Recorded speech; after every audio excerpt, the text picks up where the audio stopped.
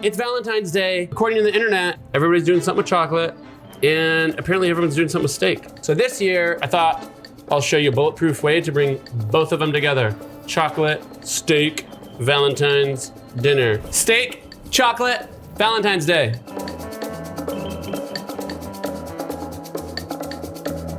Sometimes we have bulletproof recipes. This is a super bulletproof recipe. We're not making like sugary chocolate here. It's gonna be like savory, so think like herby, peppery, little bittersweet butter. Think about it in two parts. We're gonna get a steak cooking. Sous vide's gonna guarantee perfect results, and you have lots of time back. Drinking wine with your lover, or focusing on the sauce, or maybe while the steak's cooking, you're throwing in a little massage or a little back rub or something. Real simple. I'm gonna go lots of salt and pepper right off the bat. Big chunky pepper. The hotter I get here, the more flavor, sear, and crust I'm gonna get in without overcooking the meat, so start nice and hot. One of the cool things about induction that you can't do with a gas range, I know it's squeaky, here we go. Look, just do one of these. Camera can't see it, but it really like cuts down on the smoke, cuts down on the splatter. I do this a lot when I'm searing stuff at home. Let's just give it a little peek. Oh yeah, getting there. I'm gonna go a little bit more. And they don't take much time here at all.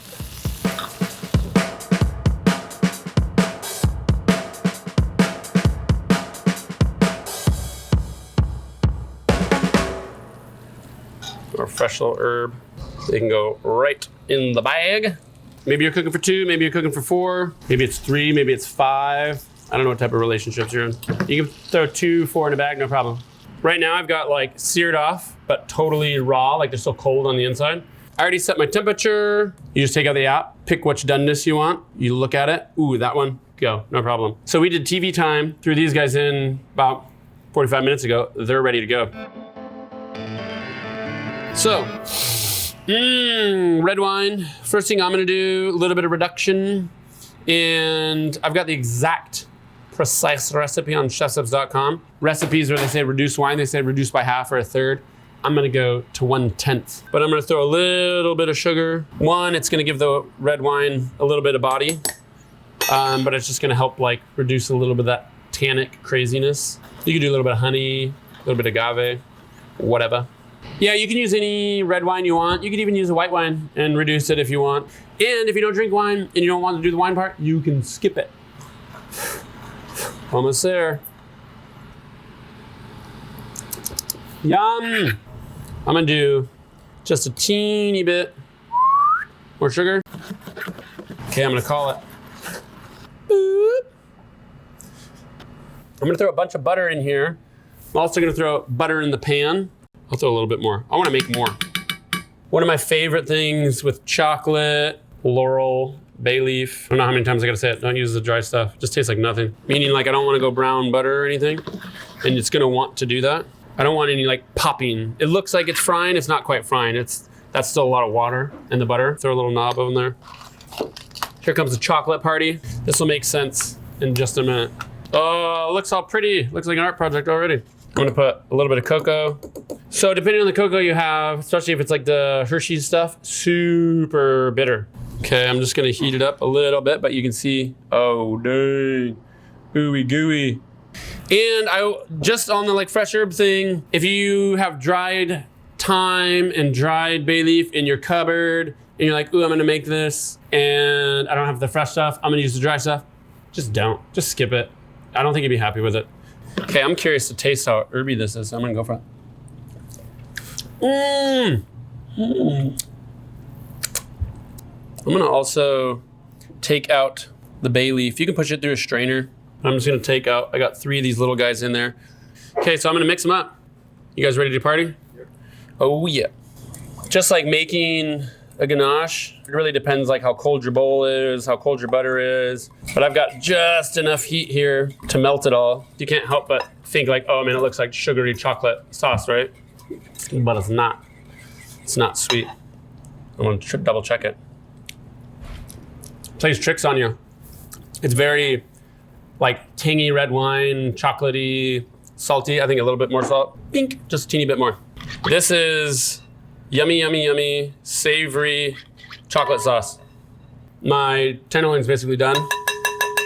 So what I'm gonna do is put this on a little bit of ice and whip it. And then you can scoop it and then you can make your little rocher. Okay, guys, ready for this? This happens quick. And the color's gonna change, just like when you whip anything, it starts to get more like opacity to it. It refracts light a lot more once you get air in there, so it's gonna start to get paler and paler, maybe like a little light burgundy, even light brown. That red wine color, light purple is gonna come out. Okay, it's just starting to get cold.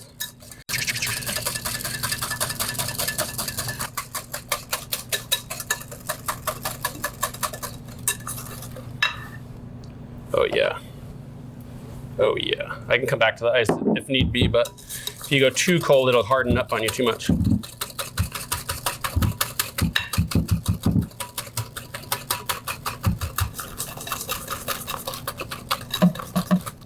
That's it. Ta-da!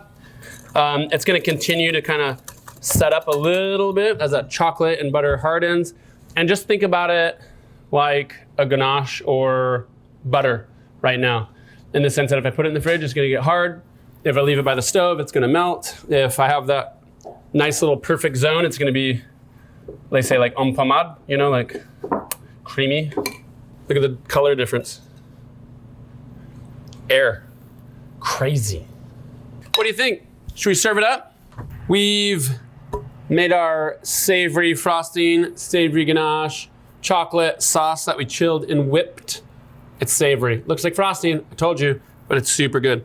I like to take my steaks, cook it up, fry it up, get one more nice sear on my steaks. This won't take long at all, but this is like one of those common things that people complain about sous vide. Like, oh, I cooked my sous vide steaks and they were like, not that hot. Well, they're perfect 55 Celsius right now, but once you pull them out of the pan, boom, 250 degrees on the surface. Look how fast they go to like a nice little dark crust that second round. Little warm spoon. If you want, you can dip it in your jewel, run it under the sink. It's just like a warm spoon. So that's a rocher. Sometimes if it's ice cream or something, you do one of these too, just to get like a nice little even smear and spread. It's just me with 2 steaks, so I guess I'm gonna have to eat both of them. Look at that. Perfectly cooked. Whoa. Oh my God. Oh my God. Nick, you wanna try a bite? It's kind of trippy, right? Because it looks... I like that it's still a sauce. Like most compound butters, it's just a puddle. Split. They split and run, huh? Flavorful, a little bit sweet, a little bitter. Very good. Happy Valentine's Day. Yum!